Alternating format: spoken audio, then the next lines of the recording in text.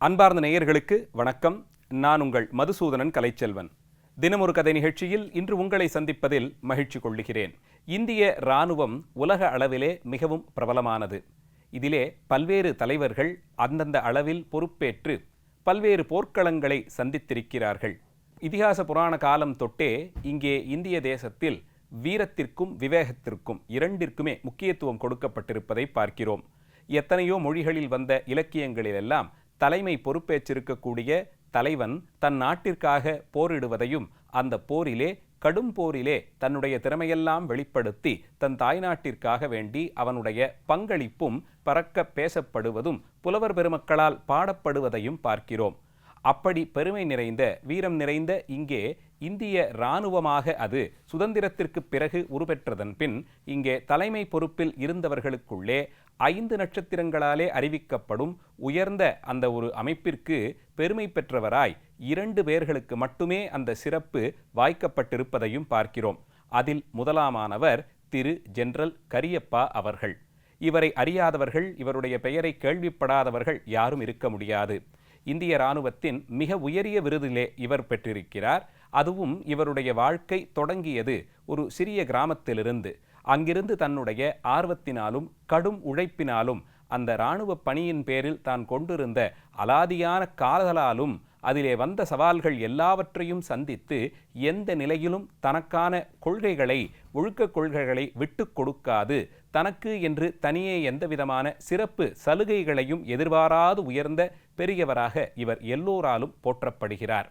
இவர் 1899ஆம் ஆண்டு இன்றைய கர்நாடக மாநிலத்தில் ஒரு பகுதியாக இருக்கும் கூர்கு பகுதி, அங்கே சனிவார் சந்தே என்றழைக்கப்படும் பகுதி, மடிக்கேரி என்று இன்றைக்கும் அழைக்கிறோம், இதெல்லாம் குடகு மலைப்பகுதிகளாக இருக்கக்கூடிய அந்த கிராமத்திலே பிறந்தார்.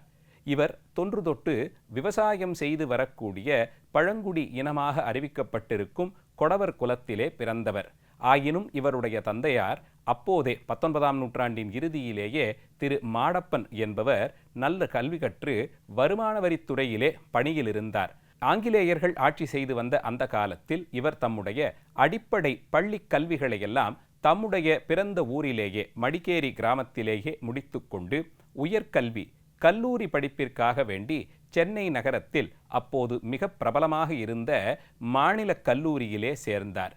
இங்கே சேர்ந்து பயின்று வந்த காலத்தில்தான் இராணுவ பணிக்கு ஆட்கள் தேவைப்படுவதை பற்றியும் அதற்கான விளம்பரங்கள் வந்ததையும் அறிந்து இவரும் அதற்கான படிவத்தை பூர்த்தி செய்து தகுதியான சான்றிதழ்களோடு அந்த பணிக்கு விண்ணப்பம் செய்தார்.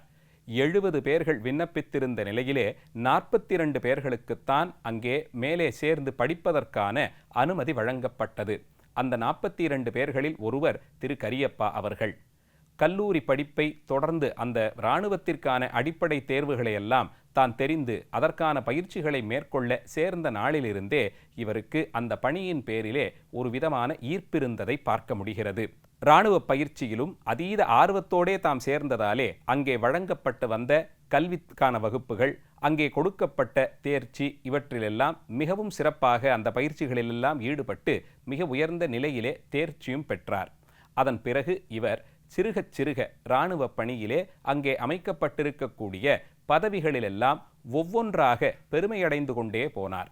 1920 25 வரை இராணுவத்தினுடைய ஆரம்ப காலம், இவருடைய இராணுவ பணியின் ஆரம்ப காலம். அந்த காலகட்டத்தில் அந்தந்த காலத்தில் அடைய வேண்டிய பதவி உயர்வுகளை இவருடைய மிகுந்த ஈடுபாட்டோடு கூடிய பணியின் அந்த வெளிப்பாட்டினால் பெற்றார். அதன் மூலமாக இவருக்கு மேலே இருந்தவர்களுடைய ஆதரவையும் பெற்றிருந்தார். அத்தனை ஆதரவெல்லாம் அவர்கள் காண்பித்தாலும் தனித்து தனக்கான சலுகைகளை ஒரு நாளும் விரும்பி பெறாதவராகவே இவர் ஆரம்ப காலம் முதல் இருந்ததை பார்க்க முடிகிறது.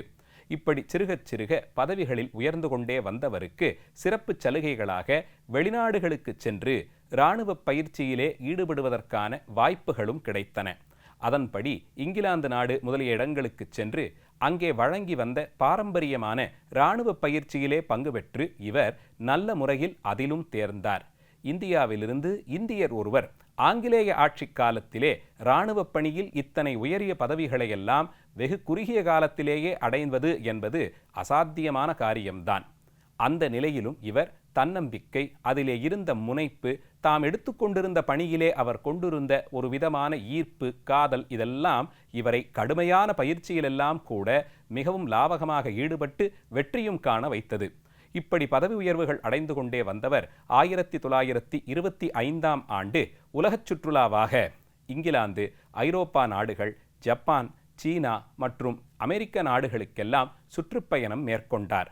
அப்படி சென்றபோதெல்லாம் இவர் அந்தந்த நாட்டிலே இருந்த இராணுவ தளவாடங்களை சென்று பார்ப்பதிலும், அங்கே இருந்த இராணுவ பணியில் அங்கே பணியாற்றி வந்த வீரர்கள், அவர்களுக்கு அங்கே அறிவுரை வழங்கி வந்த அவர்களுக்கு மேற்பதவியிலே இருந்தவர்கள், அவர்களோடெல்லாம் கலந்து பேசியும் பரிமாறியும் அவர்களோடு ஆலோசித்தும் பல்வேறு நுட்பங்களை கற்றுத் தேர்ந்தார். இப்படி உலக நாடுகளில் இருந்த இராணுவ அமைப்புகளோடு இவருக்கு ஏற்பட்ட தொடர்பு இவருடைய பணியிலே ஆர்வத்தையும் புத்தி கூர்மையையும் இன்னும் அதிகரித்தது என்றே சொல்லலாம். இவர் 2ஆம் உலக யுத்தத்தில் இந்தியாவிலிருந்து சென்ற தலைமை தாங்கக்கூடிய பொறுப்புகளிலே மிக உயரிய பொறுப்பிலே இருந்து பணியாற்றி இருக்கிறார். 2ஆம் உலக யுத்தம் இவருடைய பெருமைகளை, அதிலே இவர் ஆற்றிய பங்களிப்பு இங்கே அப்போது இருந்த காலனிய ஆட்சியாளர்களினுடைய கவனத்தை ஈர்த்தது. அதனால் இவருக்கென்று அடுத்தடுத்த பதவி உயர்வுகளும் கைவரப்பெற்றது. எத்தனையும் இருந்தாலும் 1930களினுடைய இறுதியிலே அப்போதிருந்த அந்த இராணுவ அமைப்பில் இங்கிலாந்து மற்றும் ஐரோப்ப இராணுவ வீரர்களுக்கும், அதிலேயே பணியாற்றிய அதே அளவில் பணியாற்றிய இந்திய இராணுவ வீரர்களுக்கும் வழங்கப்பட்டு வந்த சலுகைகளிலே உள்ள வேறுபாடை ஆய்வு செய்வதற்காக ஒரு குழு அமைக்கப்பட்டது. அந்த குழு குறிப்பாக திரு கரியப்பா அவர்களிடம் பல்வேறு அமர்வுகளில் பல மணி நேரம் கலந்தாலோசனை செய்தது. காரணம், இவர் சற்றேறக்குறைய 19 ஆண்டுகளாக மிக நீண்ட ஒரு பணி அனுபவம் கொண்டவராக திரு கரியப்பா இருந்ததாலே அவர்களோடு பல மணி நேர ஆலோசனைகள் அங்கே நடந்தன. அந்த ஆலோசனைகளிலெல்லாம், அந்த அமர்வுகளிலெல்லாம் சற்றும் தயங்காமல் அந்த குழுவிலிருந்த உறுப்பினர்கள் முன்பாக திரு கரியப்பா அவர்கள் இங்கிலாந்து மற்றும் ஐரோப்பாவைச் சேர்ந்த வீரர்களுக்கும், அதே அளவில் பதவியிலே இருந்த இந்தியாவைச் சேர்ந்த வீரர்களுக்கும் நடுவே இந்த இராணுவ அமைப்பு ஏற்படுத்தி வைத்திருந்த வேறுபாடுகளை எந்தவித தயக்கமும் இல்லாமல் நெஞ்சுரத்தோடு பேசினார்.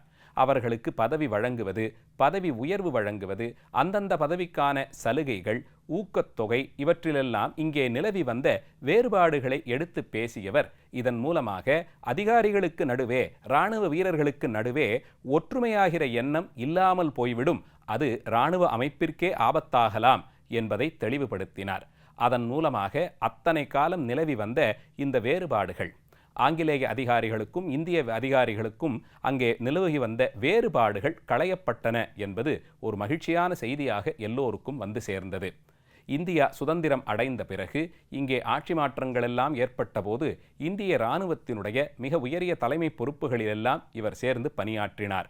1949ஆம் ஆண்டு சுதந்திரம் அடைந்த 1-2 ஆண்டுகளிலேயே இங்கே வந்த இந்திய பாகிஸ்தான் யுத்தத்தில் பெரும் பங்களிப்பு இவருடையதாக இருந்தது. தலைமை பொறுப்பேற்று இவர் நிகழ்த்திய யுத்தங்களிலெல்லாம் பெரிய அளவிலே வெற்றி பெற்று வந்தார்கள். அதைத் தொடர்ந்து பண்டித ஜவஹர்லால் நேரு அவர்களுடைய ஆட்சி காலத்திலே பல இடங்களிலும் ஆங்காங்கே இருந்து வந்த தொல்குடி அவர்களோடே ஏற்பட்ட பூசல்களை நிவர்த்தி செய்வதற்கு எல்லைகளில் இருந்த சிறிய கிராமங்கள் அங்கேயெல்லாம் சென்று இராணுவம் தம்மை பலப்படுத்தி கொள்ள, எல்லையை பாதுகாக்க வேண்டி அவர்கள் சென்ற இடத்திலெல்லாம் அங்கே இருந்த தொல்குடி மக்கள் அந்த இராணுவத்தோடு அதிக அளவில் புழங்காதபடிக்கும், அவர்களெல்லாம் இவர்களை எதிர்ப்பவர்களைப் போலே இராணுவ அதிகாரிகள் எல்லாம் காண்பித்து வந்த நிலையில் திரு கரியப்பா அவர்கள் மட்டும் அவர்களை எதிர்த்து அடக்குமுறைக்கு உட்படுத்தி அவர்களை நமக்கு கீழே கொண்டு வருவதை காட்டிலும் அவர்களோடு நட்புணர்வோடு பழகி அவர்களுக்கு தேவையான சலுகைகளையும் செய்து கொடுத்து அவர்களை நமக்கு நண்பர்களாக்கிக் கொண்டு எல்லை பாதுகாப்பிலே இந்தியா தடம் பதிக்கலாம் என்ற யுக்தியை கண்டுபிடித்திருந்தார். இதை தொடர்ந்து பண்டித ஜவஹர்லால் நேரு அவர்கள் இப்படி ஏற்படுத்தப்பட்டிருந்த புதிய பாதுகாப்பு அரண்கள் அமைந்த பகுதிகளுக்கு பார்வையிடச் சென்றபோது கரியப்பா அவர்களுடைய ஆளுகைக்குட்பட்டிருந்த பகுதிகளிலே வேறுபட்ட விதமாக அமைதி நிலவியதையும், அங்கே இருந்த மக்கள் அங்கே இருந்த அதிகாரிகளாலே ஒடுக்குமுறைக்கு ஆளாக்கப்படாமல், அடக்கி ஆளப்படாமல் அவர்கள் இவர்களோடு இணைந்து இருக்கக்கூடிய ஒரு சூழலையும் கண்டு மகிழ்ந்தார். இதைத் தொடர்ந்து திரு கரியப்பா அவர்களுக்கு இந்திய இராணுவத்தின் மிகச்சீரிய விருதுகளும் மிக உயரிய பதவிகளும் கிடைத்தன. 1965ஆம் ஆண்டு இந்தியா பாகிஸ்தான் நடுவே நடந்த யுத்தத்தில் திரு கரியப்பாவினுடைய மகன் திரு நந்தா என்பவர், அவரும் இராணுவத்தில் பணியாற்றியவர், அவர் கலந்து கொண்டு இருந்தார்.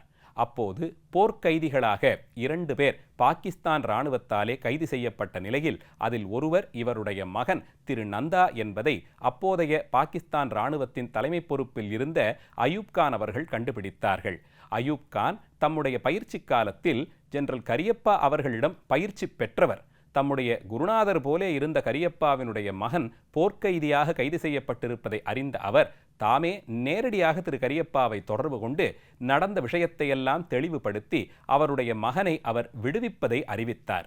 அப்போது திரு கரியப்பா எந்த ஒரு தந்தையும் செய்ய முடியாத செயலாக அவரிடம், அவன் என்னுடைய மகன் இல்லை, தேசத்தினுடைய மகனாக, இந்திய தாய்நாட்டின் மகனாக அவன் இராணுவத்தில் பொறுப்பேற்று போரிலே கலந்து கொண்டிருக்கிறான்.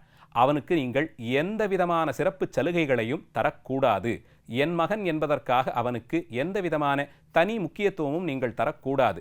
அவனோடு சேர்ந்த எல்லோரையும் விடுவிப்பதானால், அது உங்கள் நாட்டின் முடிவாக அமைந்து நீங்கள் விடுவிப்பதானால் விடுவிக்கலாம். அவனை மட்டும் தனித்து நீங்கள் விடுவிக்க கூடாது என்று கூறி தொடர்பையும் துண்டித்தாராம். இத்தனை தூரத்திற்கு நாட்டின் பேரிலும், அதைவிட நாட்டிற்கு அரணாக அமைந்திருக்கக்கூடிய இராணுவத்துறையிலே ஒழுக்கத்திற்கு முக்கியத்துவம் கொடுத்து எந்தவிதமான தனிச்சலுகைக்கும் தான் ஆளாகாமல் என்ன விதியோ அந்த விதிக்குட்பட்டு நடப்பதிலே மிகுந்த அக்கறை காண்பித்தார்.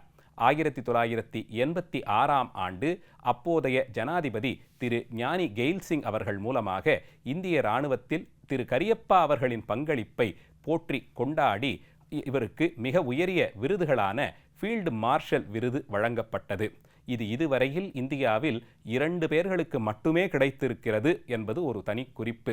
அதைத் தொடர்ந்து தம்முடைய பணி நிறைவடைந்த காலத்தில் ஓய்வாக தம்முடைய சொந்த ஊரான மடிகேரி ஊரிலேயே, அந்த நகரிலேயே இவர் கழித்தார். இயற்கை வளம் நிறைந்த அந்த பகுதிகளிலே தம்முடைய இறுதி காலத்தை ஓய்வோடு கழித்து வந்தவர் 1992-3ஆம் ஆண்டுகளில் உடல்நிலை தளர்ந்தார். இருதய நோய் மற்றும் மூட்டுவலி முதலியவற்றால் அவதிப்பட்ட திரு கரியப்பா அவர்கள் பெங்களூருவில் இருக்கக்கூடிய மருத்துவமனையிலே சிகிச்சை பெற்று வந்த அளவில் 1993ஆம் ஆண்டு உறக்கத்திலேயே அவருடைய உயிர் பிரிந்தது. இந்திய தாய் திருநாட்டிற்காக தன்னுடைய இன்னுயிரையும் தந்தார் என்பது உண்மை பொருளிலேயே அறியும்படி இன்றைய இந்திய இராணுவம் உலக அளவிலே பிரபலமடைந்திருக்கக்கூடிய அதற்கு வித்திட்டவர் போலே ஆங்கிலேய ஆட்சியிலே இருந்த இராணுவத்தில் பயிற்சி பெற்று அதன் மூலமாக பல்வேறு அந்த சிறப்புகளையும் அறிந்து கொண்டு இராணுவ பணியினுடைய அந்த கட்டுக்கோப்பான வாழ்க்கையில் தன்னையே தான் இணைத்து கொண்டு சிறுக சிறுக தன்னுடைய கடினமான உழைப்பினாலும் இந்த இராணுவ பணியிலே அவருக்கு இருந்த ஈடுபாட்டினாலும் படிப்படியாக உயர்ந்து அந்த இராணுவ பணியினுடைய அந்த உச்சத்தின் வரையில் சென்று பல்வேறு விருதுகள் அடைந்து இவருடைய சிறப்புகளை எல்லோரும் இன்று வரையில் நினைவில் நிறுத்தும்படியான ஒரு இராணுவ அதிகாரி வாழ்க்கையை வாழ்ந்தவர். பல்வேறு இராணுவ அதிகாரிகளுக்கும் இவர் முன்மாதிரியாக திகழ்ந்திருக்கிறார். அத்தனை சிறப்பு பெற்ற திரு ஜெனரல் கரியப்பா அவர்களை பற்றித்தான் இன்றைய நிகழ்ச்சியிலே பார்த்தோம். நாளைய தினம் வேறொரு கதையோடு உங்களை சந்திக்கிறேன். நன்றி, வணக்கம்.